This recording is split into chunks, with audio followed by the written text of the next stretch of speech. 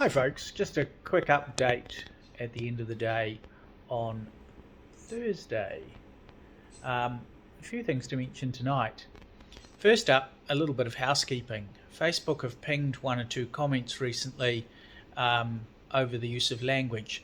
There are a few words that you can't use on this platform. You need to remember this is a US-based global platform when you make your posts, and some terms in New Zealand language aren't interpreted quite the same way as they are around the rest of the world. So please try to be mindful of that. We might find that our group disappears and so do our followers. Not sure that's quite the right word. Followers? Maybe. Who knows? Anyway, keep it tidy, folks, because this has certainly been quite an effective group to keep a bit of public pressure going on the issues and keep some media attention focused on the issues as well. Now, talking of the media, I've had a couple of reach outs from the media this week on a few issues.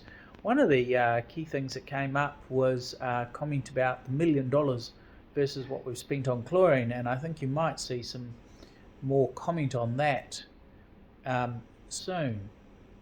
In other news, you will have seen I put a little bit of a teaser out there last night about a database that we've been working on. There have been calls to collect more information about community concerns, and we've put together a very detailed survey of all the questions that everyone's been asking about community engagement and interest, so that we can give council some feedback about what sort of support we feel as a community the community needs in addressing this disaster. And it is a disaster given that the stench was well across the entire city out towards the airport when I was driving through Fendalton on Tuesday on my way to the airport.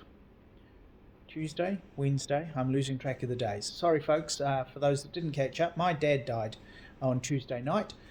So if I wasn't hectic before, I'm manic now, which is kind of crazy. But never mind, there's a funeral on Monday. He's had an amazing life, and we'll wave him goodbye and get on with the business of cleaning up our city. In other news, some people have asked me to go and have a look at a cowshed issue over in Andrews Ward. It appears that there is more than one stench and two stenches in the city, and people are concerned about other things that we're looking at building that will impact the stench faced by others. We've also had quite a bit of follow-up from people very concerned about that South Library issue. It appears that the building has been assessed as L3 when it should be assessed as L2, because you can't possibly pack 600 people into it, and you can't pack 300 people into any one of the rooms at the same time.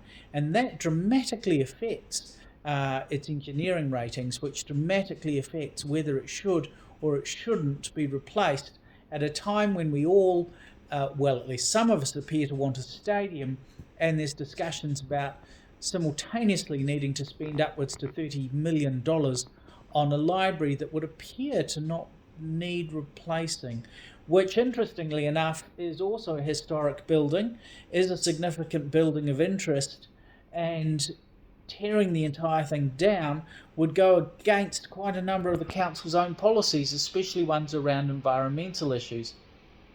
Talking of environmental issues, there seems to be continued growing support around the issues of the sewage ponds, where all of the bird life has disappeared, hasn't returned yet. And I also hear there is a bit of foaming out to sea, not related to the sewage, and I would have quite liked to know what that was about. To be honest, I haven't caught up with this morning's council meeting. I was more than busy with organising a funeral, unfortunately, though I have read the report. And certainly the report, we do have to thank Jani Johansson, who has been very quick now with getting those out online, which I really do appreciate. I did try to catch up with him for a phone call this afternoon, and we've missed each other twice, with a very hectic schedule for both of us currently, clearly. The report is better than it has ever been, but it is still significantly lacking. These people don't seem to understand how to manage a project using simple project tools to do things like show where we are up to in the project, percentage completes, whether we're ahead, whether we're behind. MS Project, guys, it's a really simple piece of software once you get your head around it. You can print the Gantt charts and stick them straight on Facebook and give the community more transparency, more visibility. And you can also do this with online tools that everyone can collaborate in, everyone can see what's going on. You are our council. You work for us. You deliver us services. You are ours. We own you. And you are there to serve us. Why we don't have a level of transparency with you simply, utterly escapes me, especially when we have a mayor who pledged a level of transparency, a level of community-led involvement, and we still don't appear to have it. Coming back to the existing report, to the report today, it also does concern me that there are other things in there that don't have milestones indicated, so we can't see when they should be completed. Now, the issue I have with that is that we're going to keep bugging you for answers as to when you're going to get that information delivered. If you don't actually give us a date, that we hold off asking you about it. So we're going to keep filling up the comms, and more people are going to keep asking questions, which I know is already driving some of you nuts. So let's see if we can get some deliverable dates, even if they slip. No one minds if things slip. We understood the generator blew up. A very, very unfortunate situation. But sometimes when you've got to have a 10 kVA generator delivered to power a chipper that wasn't expected to be in an outside setting to do what it's doing, that's going to happen. We get it. We are, however, of course, very impressed to hear that the 12-hour days that were pledged are being delivered. So certainly some public confidence rising up in some of those spaces. Anyway, I've rambled on way longer than I was planning to tonight. I'm on an early flight, and we'll see a bunch of you in the morning. We have 3 meetings happening, some exciting stuff appearing around 10 Shirley Road, which is a project my wife has been passionate about. Another set of lawyers for a class action. People want a class action for some reason. Not sure how productive that really is. We'll find out. But certainly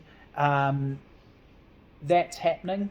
And hopefully I get to go and see some people playing a violin tomorrow night. Not sure about that. And then I'm back up here in Wellington for family over the weekend. So have a great weekend in Christchurch, everybody. The weather here in Wellington is absolutely appalling. I hope I don't do what I did the other week, is fly down, turn around, or fly back. So please, if you could get rid of the damn fog and the stench over the airport for me first thing in the morning, that would be really appreciated. Night, guys.